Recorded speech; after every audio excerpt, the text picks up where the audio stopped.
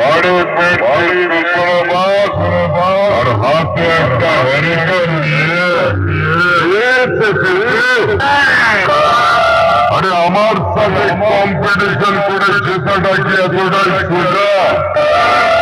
আমি বলেছিলাম না এখনো তো কিছুই দেখিসনি। ওদের ধরতে শুনে বানাবো সালা বিজয়ের পতাকা।